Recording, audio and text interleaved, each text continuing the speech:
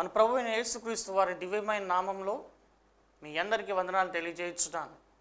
ఈ దినం మనకు ఏర్పాటు చేయబడినటువంటి దేవుని ఒక వాక్యమును చదువుకుందాం.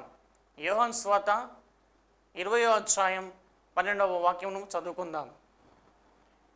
తెల్లని వస్త్రములు ధరించిన ఇద్దరు దేవదూతలు యేసు దేహమును ఉంచబడిన స్థలములో తలవైపున ఒకడును కాళ్ళ వైపున ఒకడును కూర్చుండుట కనబడెను. దేవునికి స్తోత్రం. హల్లెలూయా. మన ప్రభువును రక్షకుడైనటువంటి యేసు క్రీస్తు నామములో శాంతి టీవీలోని ఆయన హెచ్చవలసి ఉన్నది హీ మస్ట్ ఇంక్రీజ్ అనేటువంటి కార్యక్రమానికి సమయాన్ని కేటాయించి వచ్చినటువంటి ఆత్మీయ బంధువులైన మీ అందరికీ ప్రత్యేకమైన వందనాలు తెలియజేస్తున్నాను. దేవుని స్తోత్రం. ఈ దినము మనము కొన్ని విషయాల కొరకు ప్రార్థన చేసుకుందాం. ప్రార్థన చేసిన తర్వాత అనగా విజ్ఞాపన ప్రార్థన చేసిన తర్వాత మనం సందేశంలోకి వెళ్దాం. మీ ప్రార్థన మనవులు మీరు మాకు తెలియజేయాల్సిందిగా కోరుతున్నాం. ప్రార్థన అనేది ఒక గొప్ప సహాయం. 2 కొరింథీ 1:10 ప్రకారం. కాబట్టి గిడియోన్ ఫెలోషిప్ ఇంటర్నేషనల్ లేకపోతే గిడియోన్ మిషన్ చర్చ్ GMC అనేటువంటి వారు మేము మీకు ఆత్మ సంబంధంగా ప్రార్థనలో సహాయం చేయడానికి సిద్ధంగా ఉన్నాం. సమయంలో నా మనసులో లేకపోతే దేవుడు గుర్తు చేసినటువంటి కొన్ని ప్రార్థన మనవులు నెల్లూరు జిల్లా బాలుడిపాలెం అనేటువంటి గ్రామంలోని నర్సయ్య అంకుల్ గారు వారు కొన్ని దినాల క్రితం పడ్డారు. వారు నడవలేని పరిస్థితుల్లో ఉన్నారు. వారు పెద్దవారు. వారి కొరకు ప్రార్థించాల్సిందిగా కోరుతున్నాం. అంతేకాకుండా బాలుడిపాలెంలోని మా స్థానిక సంఘం యొక్క సంఘ పెద్ద అయినటువంటి కృపారావు అంకుల్ గారు వారు కూడా స్టంట్ వేశారు 2 రోజుల క్రితం. వారు హాస్పిటల్లో ఉన్నారు. వారు డిశ్చార్జ్ అయ్యి కూడా వెళ్ళింటారు. వారి కొరకు మీరు ప్రత్యేకంగా ప్రార్థించాల్సిందిగా కోరుతున్నాం. అంతేకాకుండా లలిత అనేటువంటి పాప ఆమె తలలో కణితి లేకపోతే ట్యూమర్ వచ్చింది.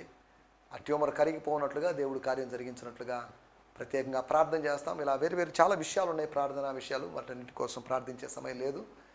కానీ అయినప్పటికీ 3 విషయాల కొరకు మనం త్వరగా ప్రార్థన చేస్తాం. దయచేసి జ్ఞాపకం చేసుకోండి. హైదరాబాద్లో అనగా సికింద్రాబాద్ దగ్గర నేరేడుమెట్ట దగ్గర రామకృష్ణాపురంలో మాకు ఒక ప్రేయర్ సెంటర్ ఉంది. ఆ ప్రేయర్ సెంటర్లో వారానికి 2 సార్లు లేకపోతే ఇంకా ఎక్కువ సార్లు కూడా అవసరతను బట్టి అక్కడ ప్రార్థనలు జరుగుతున్నాయి. ఆదివారం సాయంత్రం కూడా ప్రార్థన జరుగుతుంది. కనుక అక్కడ వారు ప్రార్థన చేస్తున్నారు. కొంతమంది సహోదరులు కలిసి ప్రార్థన చేస్తున్నారు. దేవజనులు కూడా కలిసి ప్రార్థన చేస్తున్నారు. మీ ప్రార్థన మనవులు నాకు పంపించినట్లయితే నేను వారికి పంపిస్తాను. వారు మీ కొరకు ప్రార్థన చేస్తారు. ఈ సమయంలో ప్రార్థన చేసుకుందాం. పరిశుద్ధుడమైన మా దేవా, మహోన్నతుడా, మహాగణుడా, మీ నామాన్ని స్తుతిస్తున్నాం. ఈ సమయంలో అనారోగ్యంగా ఉన్నటువంటి మా ప్రియులు అనేక మంది ఉన్నారు. మార్నింగ్ సిక్నెస్తో, నిన్న రాత్రి బలహీనతతో, నిన్న రాత్రి నీరసంతో, ప్రభు అనారోగ్యాన్ని పొడిగించబడిన అనారోగ్యాన్ని బట్టి ఇంకా ఆ బెడ్ మీద పడుకున్నటువంటి మా ప్రియుల కొరకు సోదరుల కొరకు ప్రార్థన చేస్తున్నాం. ఈ రోజులో వ్యాధి మనుషులు ఎంతగానో బలహీనపరుస్తుంది. COVID-19 కావచ్చు, నాయన డెల్టా వేరియంటు, ఇతర బలహీనతలు, ఇతర రోగాలన్నీ మీ ప్రజల్ని చేరుతున్నాయి. కనుక మేము ప్రత్యేకంగా ప్రార్థన చేస్తున్నాం. రక్షింప నేరకుండాట్లు నీ హస్తము కొరచ కాలేదు, అనగా స్వస్థపరచ నేరకుండాట్లు నీ హస్తము కొరచ కాలేదు. అదే గాయపడిన హస్తం ఈనాడు ఏనాడైనా స్వస్థతలు చేయగలదని మేము విశ్వసిస్తున్నాం. దేవా, మీకు వందనం చేయిస్తున్నాం. ఈ సమయంలో తండ్రి మీ దాసులు నర్సయ్య అంకుల్ గారి కొరకు ప్రార్థన చేస్తున్నాం. వారిని మీరు దర్శించండి. బాలుడిపాలెంలో వారు ఉంటుండగా వారిని నడినెత్తి మొదలుకొని అరికాల వరకు మీ రక్త ప్రోక్షణ తెస్తున్నాం. సంపూర్ణమైన స్వస్థతను అనుగ్రహించండి. మీ దాసులు బాలుడిపాలెంలోని సంఘ పెద్ద అయినటువంటి కృపారావు అంకుల్ కొరకు ప్రార్థన చేస్తున్నాం. వారిని మీరు జ్ఞాపకం చేసుకోండి. వారికి సంపూర్ణమైన స్వస్థతను అనుగ్రహించండి. సహోదరి లలిత కొరకు ప్రార్థన చేస్తున్నాం. బిడ్డను మీరు దర్శించండి. ప్రభువా, కణితిని మీరు కరగదేయండి. మీ కార్యం జరిగించండి. మీ కృప తోడుగా ఉంచమని. నా నామంలో ఏది అడిగినా మీరు ఇస్తా అని చెప్పారు. కనుక మేము మా వ్యక్తిగతమైన అవసరాల కోసం అడగడం లేదు, కానీ మీ నా మహిమార్థమే ఈ ముగ్గురిని దర్శించి స్వస్థపరిచి మేలు చేయమని యేసు క్రీస్తు నామంలోనే ప్రార్థించగలుగుతున్నాం తండ్రి. ఆమేన్. దేవుని స్తోత్రం. ప్రార్థనలో మీలో ఎవరైనా సహకరించుంటే వారికి ప్రత్యేకమైన వందనాలు తెలియజేస్తున్నాను. ఎక్కడ ప్రార్థన జరిగినా, ఇప్పుడు ప్రార్థన జరిగినా ప్రార్థనలో మీరు ఏకీభవించాల్సిందిగా, సహకరించాల్సిందిగా కోరుతున్నాను. అనేకుల ప్రార్థన ద్వారా ప్రభు కార్యాలు జరగాలి. అనేకుల స్తుతుల ద్వారా దేవుని కార్యాలు జరగాలి. దేవుని స్తోత్రం. రండి, మన సమయము గడిచిపోతుంది కనుక మన దేవుని వాక్యాన్ని ధ్యానించుకుందాం. యోహాను సువార్త 20వ అధ్యాయము 12వ వచనం. Gospel according to John 20th chapter 12th verse. స్తోత్రం స్తోత్రం. తెల్లని వస్త్రం ధరించిన తెల్లని వస్త్రములు ధరించిన ఇద్దరు దేవదూతలు యేసు దేహం ఉంచబడిన స్థలములో తలవైపున ఒకడును కాళ్ళవైపున ఒకడును కూర్చుండట కనబడెను. దేవుని స్తోత్రం. హల్లెలూయా. She saw two angels in dazzling white robes sitting where Jesus' body had been laid, one at the head and one at the feet. ఇద్దరు దేవదూతలు ప్రశస్తమైన వస్త్రములు ధరించిన వారని, మత్తయి సువార్త 28వ అధ్యాయంలో మెరుపు వలె ఉన్న వ్యక్తి అని, ఇలా వేరు వేరు వర్ణనలోనే, వాటిలోకి మనం వెళ్ళలేదు. అలాగే ఫాదర్స్ లైఫ్ న్యూ టెస్టిమెంట్లోంచి కూడా నేను చదువుతున్నాను. And she saw two angels in white sitting there, one at the head and one at the feet of where the body of Jesus had laid. స్తోత్రం. దేవునికి స్తోత్రం. ఇద్దరు దేవదూతలు ఉన్నారు అనే మాట చెప్పినప్పుడు మీ మనసులో ఏదైనా స్ఫురించిందో లేదో నాకైతే తెలియదు, కానీ నేను చదువుతున్నప్పుడు ఒకటి రెండు వెంటనే మొదటిసారి కాదు, కొన్నిసార్లు చదివినప్పుడు ఇద్దరు దేవదూతలు ఒక చోట ఉన్నటువంటి సందర్భం నాకు కనిపించింది.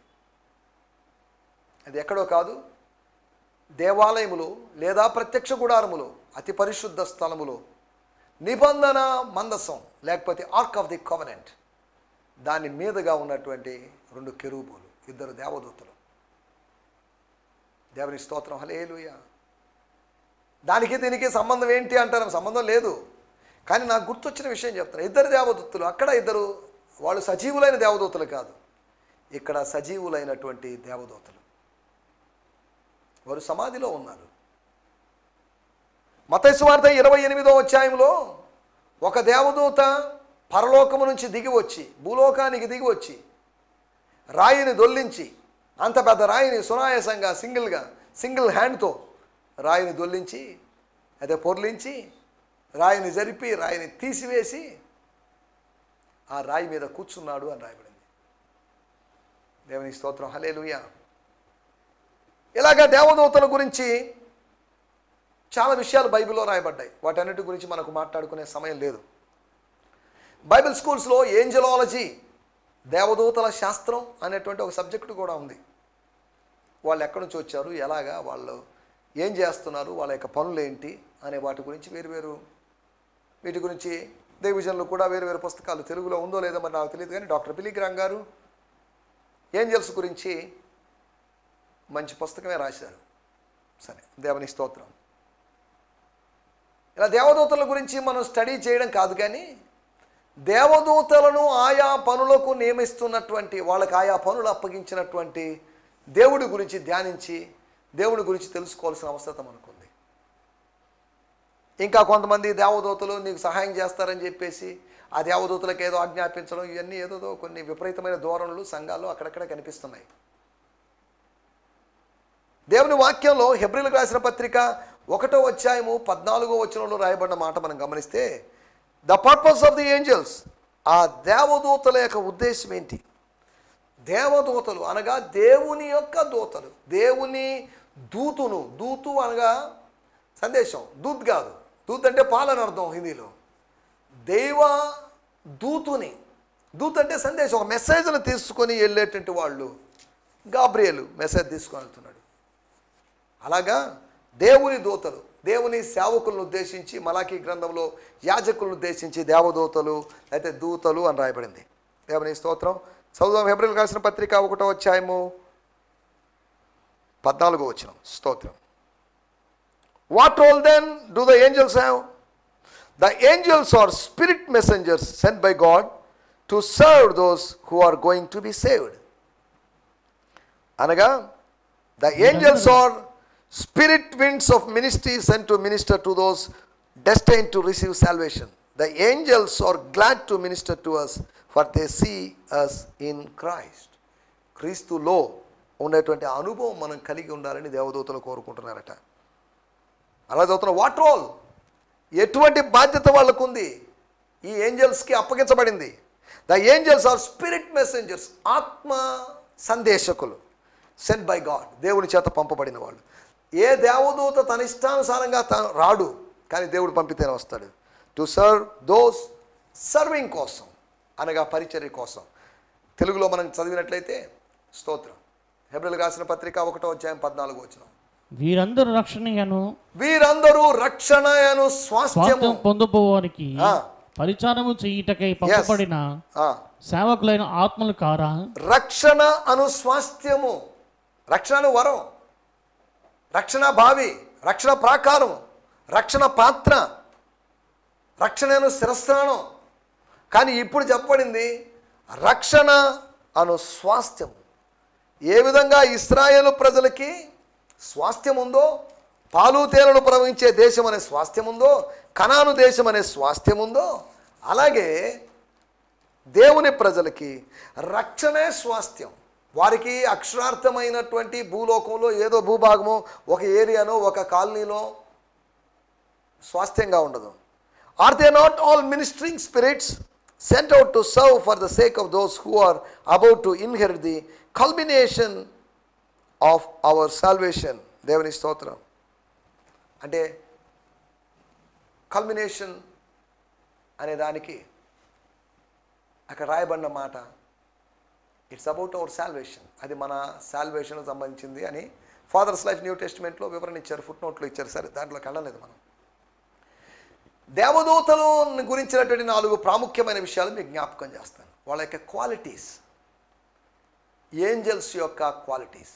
ఎందుకు ఏంజల్స్ గురించి మనం ఇప్పుడు మాట్లాడుకోవాల్సి వచ్చిందంటే, అప్పటిదాకా కనబడిన దేవదూతలు అకస్మాత్తుగా, లేకపోతే తాను ఏడుస్తూ వంగి చూడడం వల్ల తాను గుర్తించగలిగింది. సంఖ్యాకాండంలో 23వ అధ్యాయంలో ప్రయాణమై వెళ్తూ ఇశ్రాయేలును శపించాలి అనుకున్నటువంటి బిలాము ప్రవక్తకి ఎదురుగా వచ్చి అడ్డుపడినటువంటి దేవదూత కనబడలేదు. కానీ అతన్ని మోస్తూ భారవాహక పశువు అయినటువంటి ఆ గాడిద దేవదూతను కనుగొనింది, మానవ భాషతో మాట్లాడింది అనేటువంటి సంగతి మనకు తెలిసిన విషయమే. ఎందుకు చెప్తున్నానంటే, ఆ ఆత్మజీవులను మనం చూడగలిగేటువంటి కృప దేవుడు అనుగ్రహిస్తాడు. అందరూ చూడాలని కాదు, చూడాలని నియమమే లేదు. మీరు అందరూ దేవతలను చూస్తారు, దేవదూతలను చూస్తారు అనే వాగ్దానం ఎక్కడా లేదు. ఒకవేళ మాకు దేవదూతలు కనిపించారు అని చెప్తే ఓకే, దాని గురించి మనం పెద్ద ఆర్గ్యూ చేయాల్సిన అవసరం లేదు, వాదించాల్సిన అవసరం లేదు. కొన్ని సంవత్సరాల క్రితం మన నెల్లూరు జిల్లాలో దేవదూతలని ఏదో నానా హడావిడి చేశారు. తర్వాత ఆ హడావిడి సద్దుమణిగిపోయింది. దాని గురించి ఎవరు మాట్లాడుకునేవాళ్ళు లేరు. దాని గురించి మా పునాది పత్రికలో, మేము ప్రచురించినటువంటి పునాది పత్రికలో సింహపురిలో స్వర్గదూతలు అనేటువంటి కవితను కూడా నేను రాశాను. సరే, దేవునికి స్తోత్రం, హల్లెలూయా. దేవదూతల గురించినటువంటి 4 విషయాలు మీకు త్వరగా జ్ఞాపకం చేస్తాను. మొట్టమొదటి మాట 13వ వచనం, అనగా యోహాను సువార్త 20వ అధ్యాయము 13వ వచనం. స్తోత్రం. వారు అమ్మ ఎందుకు ఏడ్చుచున్నావని ఆమెను అడగగా, ఆమె నా ప్రభువుని ఎవరో ఎత్తుకొని పోయిరి, ఆయనను. దేవుని స్తోత్రం, హల్లెలూయా. నా ప్రభువుని ఎవరో ఎత్తుకొని పోయారు, అందుకని నేను ఏడుస్తున్నా. అమ్మా, ఎందుకు ఏడుస్తున్నావు? ఓ స్త్రీ, గునాయ్, అనగా ఓ స్త్రీ, అమ్మాని కాదు, ఓ స్త్రీ ఎందుకు ఏడుస్తున్నావు? ఏడవడానికి కారణం ఏంటి? ఏడుపు మేము భరించలేము. ఏ మానవుని యొక్క ఏడుపుని మేము భరించలేము. ఏడుపు లేని రాజ్యంలోంచి మేము ఇక్కడికి వచ్చి ఏడుపులు వినడం, ఈ భూలోకం అంతా ఏడుపులే. కాబట్టి ఇవి మాకు నచ్చడం లేదు. కాబట్టి ఏడవద్దు, ప్లీజ్ స్టాప్ యువర్ వీపీ. ఏడవడం ఆపేసి ఏడుస్తూ ఏం చెప్పొద్దు, ఏడ్చిన చెప్పిన తర్వాత ఏడు. పరలోకంలోని 24 పెద్దల్లో ఒకడైనటువంటి ఒక పెద్ద కూడా అంటున్న మాట యోహాన్తో, ఎందుకంటే యోహాను గారు బహుగా ఏడుస్తున్నారు, ఏడవలసిన అవసరం ఏంటి? మాకు తెలియదు ఏడుపుని గురించి, మేమెప్పుడు ఏడవలేదు, మేమెప్పుడు స్తుతించే పనిలో ఉంటాం. ఎప్పుడు స్తుతించే వానికి ఏడ్చే అవకాశం రాదు. అక్కడ తాను పద్మోస్ ద్వీపంలో ఇవ్వబడ్డాడనో, లేకపోతే ఏదో తాను మానవుడు కాబట్టి కొన్ని బలహీనతలను బట్టి ఆయన విలపించుండొచ్చు. ఆయన 24 గంటలు స్తోత్రం స్తోత్రం స్తోత్రం అని చెప్పుకుంటూ ప్రార్థనలో ఉన్నాడని కూడా దానికి వివరణ ఇవ్వలేము. ఆయన మన వంటి మనుషుడే, ఏలియా మన వంటి మనుషుడే, దావీదు మన వంటి మనుషుడే, సొలొమోను మన వంటి మనుషుడే, బైబిల్లో ఉన్న వాళ్ళందరూ మన వంటి మనుషులే. కానీ యేసు ప్రభువుని గురించి, దేవుని గురించి రాబడితే ఆయన మన వంటి మనుషుడు కాదు, మనుష్య కుమారుడు కాదు, మనుష్య పుత్రుడు కాదు, ఆయన నరుడు కాదు. బైబిల్లో నరుల గురించి, నరుడు కాని వ్యక్తిని గురించి రాయబడింది. మానవుడు కాని వ్యక్తిని గురించి, మానవాతీతమైన వ్యక్తి గురించి, అనగా నరాతీతమైనటువంటి వ్యక్తిని గురించి కూడా రాయబడింది. దేవుడు మానవుల యొక్క చరిత్ర, దేవుడు మానవుల యొక్క సంబంధాలు, దేవమానవ వాళ్ళ మధ్యలో ఉన్నటువంటి విషయాలు, వ్యవహారాలే ఈ పరిశుద్ధ గ్రంథంలో రాయబడ్డాయి. దేవుని స్తోత్రం, హల్లెలూయా. ఒకటి, దేవదూతలు ఎటువంటి వాళ్ళంటే విలాపాన్ని సహించలేని వాళ్ళు. ప్యూలా దేశంలో కన్నీరు లేదు. గత ఎపిసోడ్లో కూడా నేను చెప్పాను, కన్నీరు ఈ లోకంలోనే ఉంటుంది, పరలోకంలో కన్నీరు ఉండదు. ఒకవేళ పరలోకంలో ఏదైనా ఉంది అంటే ఆనంద బాష్పాలు మాత్రమే ఉంటాయి. ఆయన వారి ప్రతి బాష్ప బిందువును తుడిచివేయను. బాష్ప బిందువు లేవు, ఇక కన్నీరు లేదు. 70 సంవత్సరాలు, 80 సంవత్సరాలు, 90 సంవత్సరాలు ఈ జీవితంలో కన్నీళ్లు తప్ప ఏమున్నాయి? గతమంతా తడిచెను కన్నీళ్లతో కాకుంటే రక్తంతో అని మహాకవి శ్రీశ్రీ అన్నాడు. ఏముంది గతంలో? ఏముంది? గతమంతా కన్నీటి చరిత్రే, రక్త చరిత్రే. ఆ కవి మర్చిపోయినాడు గతమంతా చెమట చరిత్ర అని కూడా. కార్మికులు, శ్రామికులు, కష్టజీవులు, వాళ్ళ యొక్క చెమట కూడా కారింది అనే సంగతి మర్చిపోయారు. కన్నీరు ఓకే, రక్తం ఓకే, అదే సమయంలో చెమటను మర్చిపోయినారు. దాన్ని విస్మరించడానికి వీల్లేదు. ఆదాం, నువ్వు చెమట కార్చి తిందువు, ఆహారాన్ని తింటావు, కన్నీళ్ళు గార్చి కాదు, రక్తం గార్చి కాదు. ఆదాము చెమట గారిస్తే, మొదటి ఆదాము చెమట గారిస్తే, కడపటి ఆదాము కన్నీరు రక్తాన్ని కార్చాడు. మొదటి ఆదాము కార్చిన చెమట అతనికి మాత్రమే ప్రయోజనకరమైంది. కడపటి ఆదాము కార్చినటువంటి రక్తం, కన్నీరు ప్రపంచానికి, మానవాళికి ఎంతగానో సహాయపడింది. దేవుని స్తోత్రం, హల్లెలూయా. ఒకటి, విలాపాన్ని సహించలేని వాళ్ళు, భరించలేరు. వాళ్ళకి విషాదం అన్నా విలాపం అంటే ఏంటో తెలియదు. వాళ్ళకి ఆనంద జీవులు వాళ్ళు, ఎప్పుడు హ్యాపీగా ఉంటారు. మనలాగా ఏడ్చే దేవదూతలు లేరు. స్తుతించే వాళ్ళే దేవదూతలు, సంతోషించేవాళ్ళు. స్తుతించే వాళ్ళకి సంతోషం ఉంటుంది. సంతోషాన్ని, స్తుతిని మనం విడదీయలేము. దేవుని స్తోత్రం, హల్లెలూయా. రెండో విషయం మనం ఆలోచిస్తే, మత్తయి సువార్త 28వ అధ్యాయము 2వ వచనం. మత్తయి సువార్త 28వ అధ్యాయము 2వ వచనంలో మనకు ఇందాక నేను ప్రస్తావించాను.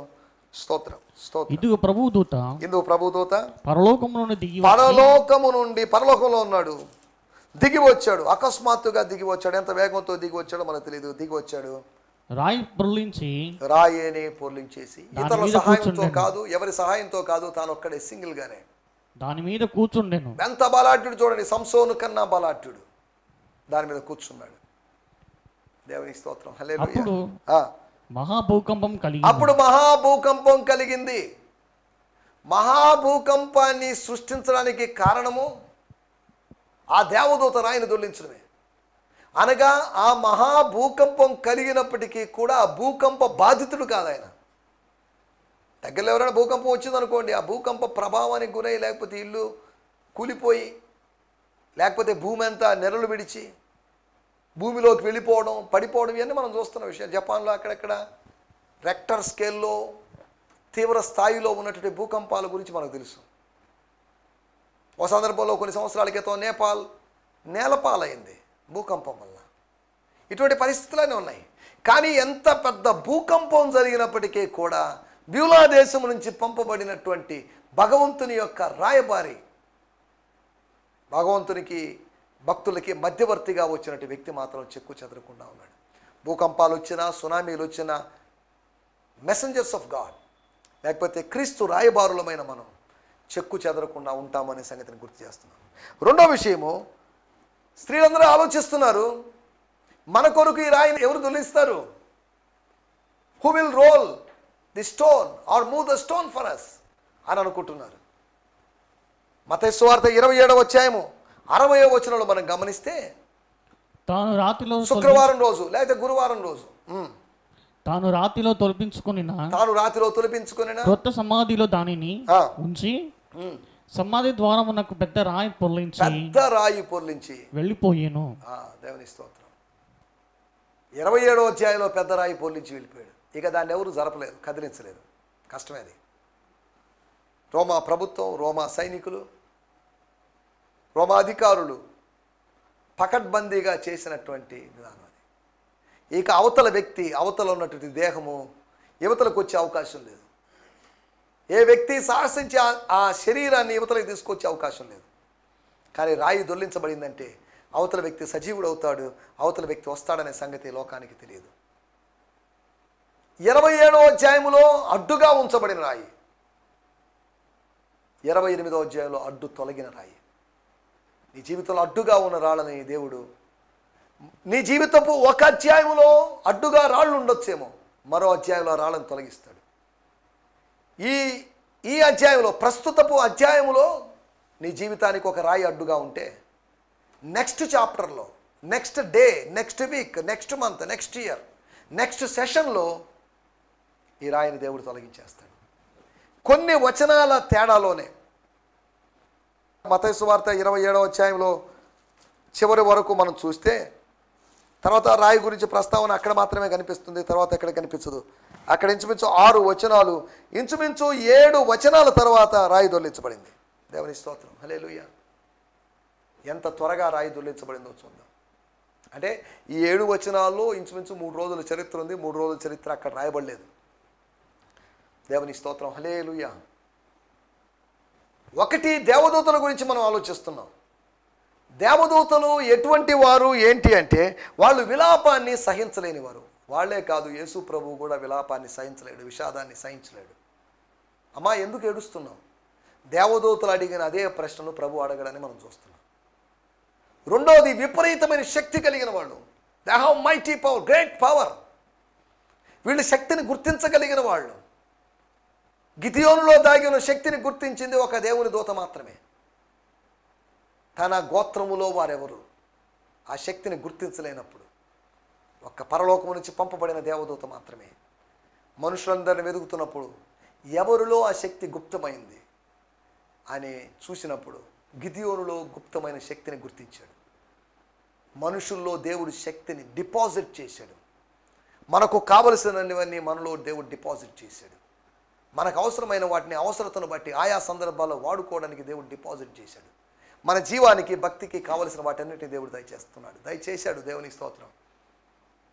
ఏదో కావాలని కాదు, నా కోసం సిద్ధపరచబడిన వాటిలోంచి నాకు కావాలి, ఇప్పుడు ఏదైనా కావాలి. నా సేవా జీవితంలో కూడా ఆర్థికంగా చాలా ఒత్తిళ్లకు గురైన సందర్భాల్లో దేవుడు అద్భుతంగా పోషించాడు. దేవుడు అవసరతలు తీర్చాడు. ఎంతైనా నమ్మదగినవాడు. కూర్చొని ప్రార్థన చేసినప్పుడు, కన్నీళ్లు గార్చినప్పుడు అవసరతలు తీర్చబడిన సందర్భాలు ఎన్నెన్నో. నా ఒక్కడి విషయంలోనే ఇలా జరిగిందని చెప్పడం లేదు. వందలాది, లక్షలాది మంది భక్తుల జీవితాల్లో ఇలా జరిగాయి. కోట్లాది మంది భక్తుల జీవితాల్లో ఇలా జరిగాయి. ఆయన ఎంతైనా నమ్మదగినవాడు. దేవునికి స్తోత్రం. దేవదూతల గురించి మనం ఆలోచిస్తున్న రెండో విషయం, వాళ్ళు విపరీతమైన శక్తి కలిగి, విలాపాన్ని సహించలేని వారు, విపరీతమైన శక్తి కలిగిన వారు. మూడో విషయాన్ని నేను మీకు జ్ఞాపకం చేస్తాను. వారు ఎటువంటి వారు అంటే, మత్తయి సువార్త 28వ అధ్యాయము 5వ వచనము. స్తోత్రం. దూత ఆ స్త్రీలను చూచి, ఆ స్త్రీలను, ఆ లేడీస్ని, ఆ సహోదరులను చూసి, మీరు భయపడొద్దమ్మా, భయపడాల్సిన అవసరం లేదు. మమ్మల్ని చూసో లేదా ఈ పరిస్థితులను చూసి భయపడాల్సిన అవసరం లేదు. సిలువ వేయబడిన యేసును మీరు ఎందుకు వెతుకుచున్నారని నాకు తెలియను. And the angel spoke and said to the woman, don't be afraid, for I know that you are looking for Jesus who has been crucified. Crucified and buried. సిలువ వేయబడి సమాధి చేయబడిన యేసును వెతుకుతున్నారని నాకు తెలియను. నీకెలా తెలుసు? నువ్వు అప్పుడు ఎక్కడున్నావు? ఓ దేవదూత గారు, మీరు ఎక్కడున్నారు సార్? అక్కడెక్కడో పరలోకంలో అంటే భూలోకంలో జరిగిన విషయం నీకు ఎలా తెలుసు? ఒకటి, నువ్వు వివేచిస్తే నీకు తెలిసి ఉంటుంది, లేదా పరలోకం నీకు వివరాలు ఇస్తే తెలిసి ఉంటుంది తప్ప నీకు వేరే విధంగా తెలిసే అవకాశం లేదు. తాను ఇక్కడికి వచ్చి ఎంక్వైరీ చేయలేదు, ఏం జరిగింది 2-3 రోజులు అని ఎంక్వైరీ చేయలేదు, ఇన్వెస్టిగేషన్ చేయలేదు. మీరు సిలువ వేయబడిన క్రీస్తును, యేసును వెతుకుతున్నారని నాకు తెలియదు. I know in the spirit. గతంలో జరిగింది, జరగబోయేది నాకు తెలుసు. దేవదూతలకి వివేచన శక్తి కలిగి ఉన్నారు. They have the power of discerning. వివేచనా శక్తి, వివేచించగలరు. నిన్న జరిగిన దాన్ని, మొన్న జరిగిన దాని గురించి, ప్రస్తుతం జరుగుతున్న పరిస్థితుల దృష్ట్యా నిన్నేం జరిగింది, మొన్నేం జరిగింది, గతంలో ఏం జరిగిందని అంచనా వేసి, ఖచ్చితంగా అంచనా వేసి చెప్పగలిగిన వాళ్ళు. వీళ్ళు అడిగి ఉండాల్సిందే, అమ్మా అయ్యా నీకెలా తెలుసు అని. కానీ వాళ్ళు భయముతో, భ్రాంతితో, భ్రమలతో ఉన్నారు కాబట్టి వాళ్ళు ఏం అడగలేక సైలెంట్ అయిపోయారు. తర్వాత విషయాలన్నీ మనకు తెలిసిందే. వాటి దేవదూతల గురించి మనం ఆలోచిస్తున్నాం.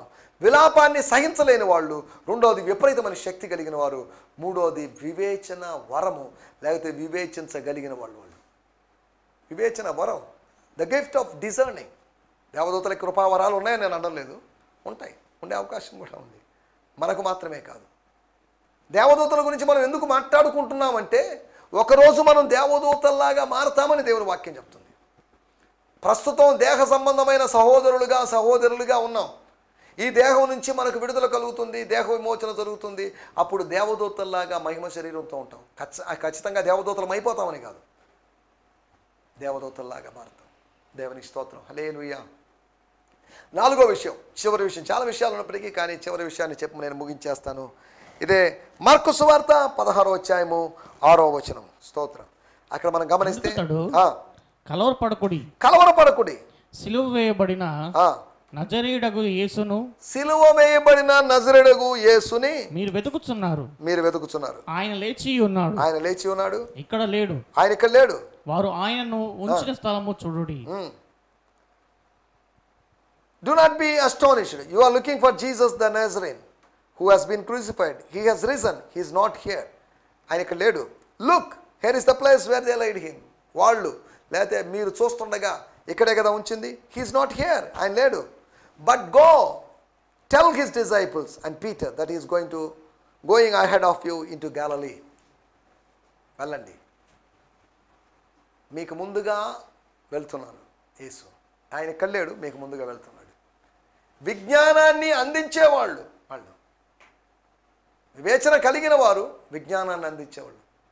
ఆజ్ఞే, దేవుని ఆజ్ఞ మనకు విజ్ఞానాన్ని ఇస్తుంది. మంచి చెడుల వివేచన ఇచ్చినది అదే. తినొద్దు అంటే తినకూడదు అంతే, చేయకూడదు అంటే చేయకూడదు అంతవరకే. ఎందుకు ఏంటి అనేటువంటి ప్రశ్నలోకి మనం వెళ్ళకూడదు. జీవవృక్ష ఫలములు భుజించడానికే ఆ తోటలో, దాంతోపాటు ఇతర వృక్ష ఫలాలు భుజించడానికి, భౌతికంగా భుజించడానికి దేవుడు నియమించాడు. కానీ మంచి చెడుల తెలివినిచ్చు వృక్ష ఫలాన్ని తిన్నాడు. తినవద్దు అన్నాడు, దేవుడు తినొద్దు అన్నాడు కాబట్టి నేను తినండి అని ఉంటే సమస్య ఉండేది కాదు. సరే, దేవుని స్తోత్రం, వాటిలోకి వెళ్ళలేదు. మనకు విజ్ఞానాన్ని అందించడానికి, మనకు ఇన్ఫర్మేషన్ ఇవ్వడానికి, గాడ్స్ కమాండ్స్ ఇవ్వడానికి, మనకి ఇన్సైట్స్ ఇవ్వడానికి దేవుడు దేవదూతలను పెట్టాడు. దేవుని సేవకులు అనేటువంటి దేవదూతలను పెట్టాడు. మీ స్థానిక సంఘ కాపరి అనేటువంటి దేవదూతని, మీ సంఘ కాపరి ఈజ్ యువర్ చర్చ్ ఏంజల్. ప్రకటన గ్రంథం 2-3 అధ్యాయాల్లో 7 సంఘాల గురించి ప్రస్తావన ఉంది. ఎఫెసీ సంఘం మొదలుకొని లవోదికయ సంఘం వరకు. సంఘపు దూతకు ఇలాగ రాయము, the angel of the church. సంఘ సేవకులను ఉద్దేశించి రాయబడింది. దయచేసి స్థలంలోంచండి, చిన్న ప్రార్థన చేసుకుందాం. పరిశుద్ధమైన మా దేవా, మీకు వందనాలు. దేవదూతల గురించి మీరు మాకు తెలియజేసిన విషయాల కొరకై మీకు వందనం చేస్తున్నాం. వారు విలాపాన్ని సహించలేని వారని, విపరీతమైన శక్తి కలిగిన వారని, అంతేకాకుండా వివేచన వరం కలిగిన, వివేచించగలిగిన వాళ్ళని, అంతేకాకుండా విజ్ఞానాన్ని అందించే వాళ్ళని, వాళ్ళ గురించి మేము తెలుసుకున్న 4 విషయాలను బట్టి మీకు వందనం చేస్తున్నాం. దూతల ఆరాధన మేము చేయకూడదు, నీకు మాత్రమే ఆరాధన మేము చేయాలి. కనుక ఈ సమయంలో ప్రభువా, ఒకరోజు మేము దేవదూతల్లాగా మారుతాం. కనుక దేవదూతల గురించి కొన్ని విషయాలు మీరు మాకు నేర్పించినందుకు మీకు వందనం చెల్లిస్తూ యేసుక్రీస్తు నామములోనే ప్రార్థించగలుగుతున్నాం తండ్రి. ఆమేన్. దేవుని స్తోత్రం. మీ అందరికీ వందనాలు. ప్రభు చిత్తమైతే మరొక ఎపిసోడ్లో కలుసుకుందాం. హల్లెలూయా. స్తోత్రం. ఈ సందేశము మీకు ఆశీర్వాదకరంగా ఉందని నమ్ముచున్నాము. ప్రార్థన అవసరతల కొరకు మమ్మల్ని సంప్రదించవలసిన మా చిరునామా గిద్యోన్ మిషన్ చర్చ్, 6వ వీధి, శాంతినగర్, నెల్లూరు 4, ఆంధ్రప్రదేశ్. పిన్ 524004. మా ఫోన్ నంబర్లు 7036443613 మరి ఒక నంబర్ 9392293010. మా ఈమెయిల్ ఐడి gfihmi2015@gmail.com. దేవుడు మిమ్మును ఆశీర్వదించునుగాక. ఆమేన్.